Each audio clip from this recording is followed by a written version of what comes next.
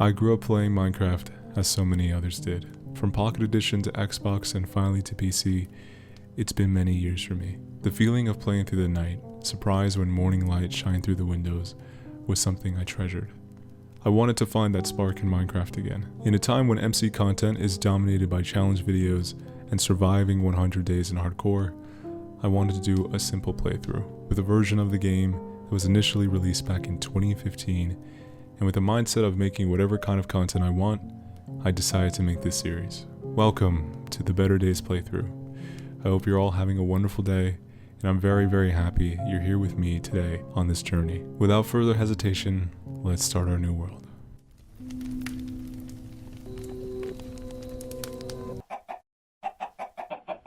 Everyone's first day is the same and different simultaneously. Goals spring up past the immediate actions of getting wood or food.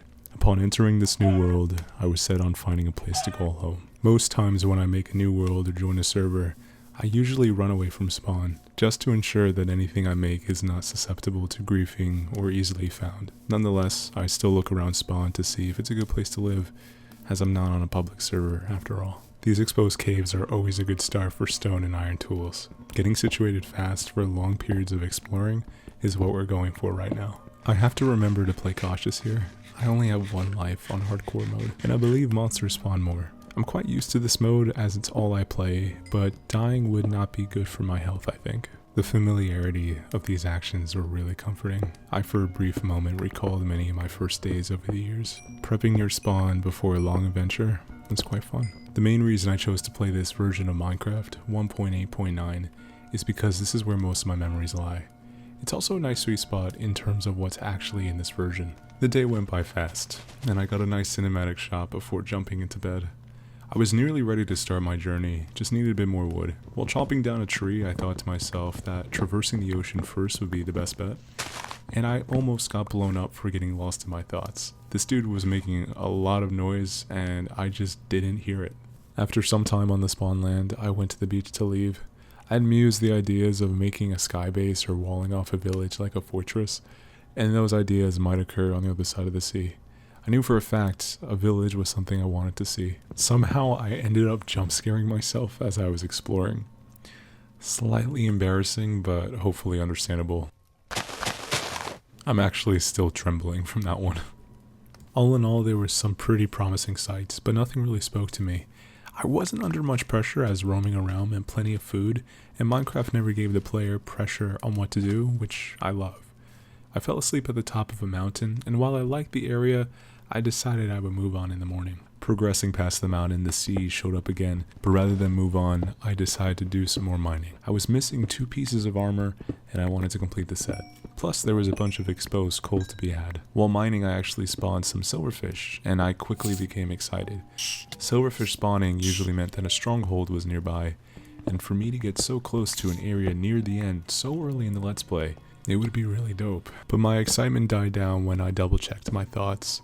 Silverfish also spawned in the mountain biome that I was in. There was no guarantee there was a stronghold here. Back on the ocean again, I firmly tossed out a couple of biomes I did not want to live in. The savanna biomes and swamp biomes were the first couple for a hard pass. Desert biome was next, but I thought about the blocks you can find there and came to the conclusion that I did like them a lot. Of course I hit a desert biome the moment I see land. I roamed around for a bit until it was nighttime, and then set up a cinematic bedtime shot. There was a lot of walking the following day, but my labor was rewarded when I saw my first village out of the corner of my screen. There's a lot of reasons to celebrate when finding a village, and I'll get to that, but this village actually had a desert temple right next to it. Fortune truly smiled on me that day. Villages that have blacksmiths can leave really good loot behind, and in some cases houses with bookshelves are there too. I got the bookshelves one, and I'm not complaining. It will be really useful later on. I then went to check out the temple, and looking over it, I decided to take some of its blocks for decoration. I would make sure they will be put to good use. Didn't want to ruin this temple for nothing. Desert temples are one of my favorites in the long line of monuments in the game. They're just so fun to explore, and possibly because this one gave me the first diamonds I've ever seen in this world. The rest of the chests did not contain much, but some diamonds, TNT, and decoration blocks? I was walking away happy. This was in a village, and it had a temple right next to it, but because it was in a desert, I kept my gaze on the next location. I would find my home soon enough. Shortly after, I actually found another village, this time in a plains biome. It was quite small and all the houses were elevated, but it had bookshelves in it, so that's a win in my book. I kept moving as I didn't get that feeling that it would be the area of my home, and I'm glad I did, as this village, like the last one, had a temple not far off. It was an incredible find, and though the chests in the temple didn't have anything as good as diamonds, it was still worth it. Over the course of me searching, I felt a change in my objective, or to better describe, a change in the immediate goal. I wanted to now mine, and get to a point where I would show up to my future house completely prepped to take on any challenge. So when I hit the ocean again, I took notice of a cavern that seemed to have potential. I resolved myself, and made sure to have a simple objective of diamonds and better tools and armor through that. Not knowing it at the time, I would end up spending days not seeing the surface. Plunging into the underground, I quickly tried to make my way as far down as possible. Something to note, I didn't have the capability to use F3 or any F keys. I would not be able to know what level I'm at to find the optimal mining location. Using lava pools would be a good indicator that I was close to a level that may have diamonds. This part in the playthrough was super fun.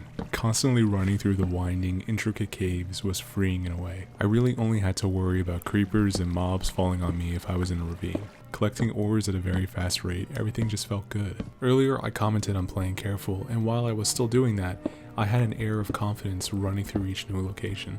Mining lapis, gold, iron, each ore I saw I tried to grab. I understood that I would have to be careful of inventory space going at this rate, but I was usually good at managing it, so I persevered. However, no matter how much I looked around in the lower levels, I couldn't find any exposed diamonds. I wanted to avoid strip mining as much as possible, as it's really boring, but then I thought of something.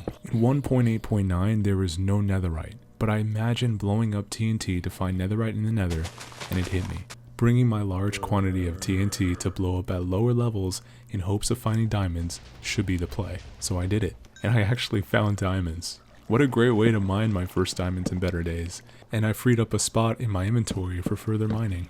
Things were going great. With 8 diamonds now, I continued the search. While at a similar level to the first vein of diamonds, I actually found a mine shaft. This was the best find so far. At this level, it was possible to find diamonds lining the walls of the mine shaft. On top of that, there were chests with goodies and railroad tracks. Wanting to make something with a minecart later, I picked up the rails quickly. They would be expensive if made by scratch, and there were so many here. And just like I said, it happens. The second vein of diamonds is ours. In our wealth vastly growing as more minutes pass on the ground, I allow myself to make a diamond pickaxe. The efficiency of how we move now will be noticeable, and the add-on to be able to collect obsidian for whatever reason. And quickly, the third vein decides to show up in a similar fashion. Time starts to slip by fast as my progress continues. My pickaxe flying from one ore to another, looking for that beautiful shade of blue underneath. For some reason, this aspect of the Let's Play was the most beautiful part for me. Maybe it was the cave system being so vast and enjoyable. Maybe it was the acclaimed soundtrack by C418. Maybe it's because it reminded me, as it does for so many others, the beauty of this world. The simplicity of it.